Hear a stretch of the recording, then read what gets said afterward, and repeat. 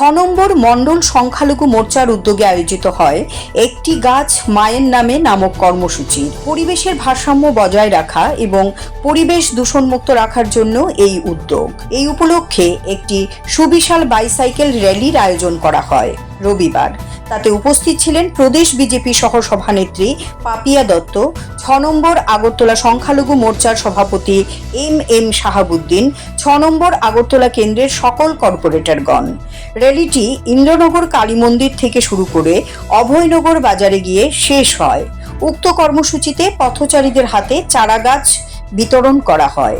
আগরতলা মণ্ডল সংখ্যালঘু মোর্চার উদ্যোগে আয়োজিত এই কর্মসূচিতে ব্যাপক সাড়া পরিলক্ষিত হয়।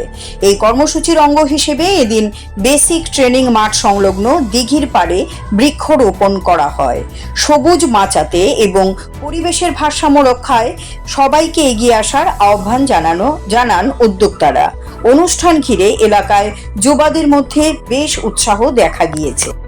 প্রধানমন্ত্রী যশস্বী প্রধানমন্ত্রী নরেন্দ্র মোদীজি এই পরিবেশকে সুন্দর স্বচ্ছ রাখার জন্য, এই পরিবেশের ভারসাম্যকে রক্ষা করার জন্য যে গ্লোবাল ওয়ার্মিংয়ের কথা আজ বিশ্বজুড়ে বলা হচ্ছে, যে পরিবেশ দূষণের কথা আজ বিশ্বজুড়ে বলা হচ্ছে, সেই জায়গা থেকে রক্ষা করার জন্য এক পেড় মা কে নাম একটি অভিযান শুরু করেছেন। যেন একটি গাছ আমরা প্রত্যেকে নিজেদের মায়ের নামে আমরা রোপণ করি, এবং এই অভিযান বিশেষভাবে 15 আগস্ট পর্যন্ত চলছে ভারতীয় জনতা পার্টির উদ্যোগে। আজ আমরা আমাদের 6 আগরতলা মাইনরিটি মোর্চার উদ্যোগে এরকম একটি বলা যায় একটি অভূতপূর্ব বা একটু অন্যরকম একটি অভিযান আমরা হাতে নিয়েছি বাইসাইকেল র্যালির মাধ্যমে।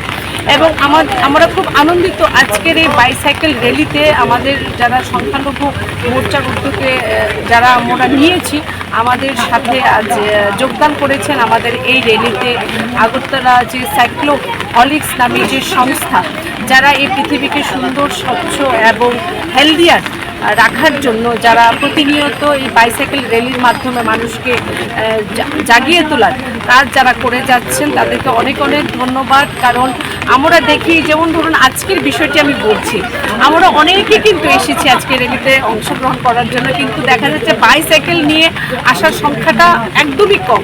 কারণ আজ সাইকেল কিন্তু প্রায় দেখতাম প্রত্যেকের বাড়িতে কিন্তু একটি বা দুটো করে কিন্তু বাইসাইকেল ছিল, ইভেন আমার বাড়িতেও ছিল। কিন্তু আজ যখন র্যালিতে আসার প্রয়োজনীয়তা হলো, তখন কিন্তু বাইসাইকেল আমাকে খুঁজে খুঁজে নিয়ে আসতে হলো। এই যে বাইসাইকেলের যে প্রয়োজনীয়তা, যে পরিবেশকে রক্ষা শুধুমাত্র বৃক্ষরোপণ নয়, আরও অনেক অ্যাক্টিভিটিস আছে, অ্যাক্টিভিটিসের মাধ্যমে আমরা করতে পারি। যেমন পরিবেশ দূষণ, আজ কলকারখানার ধোঁয়া বা মোটর সাইকেলের ধোঁয়া, গাড়ির ধোঁয়া থেকেও পরিবেশ নিরন্তর প্রতিনিয়ত দূষণ হচ্ছে। CAD TV, channel for news and entertainment.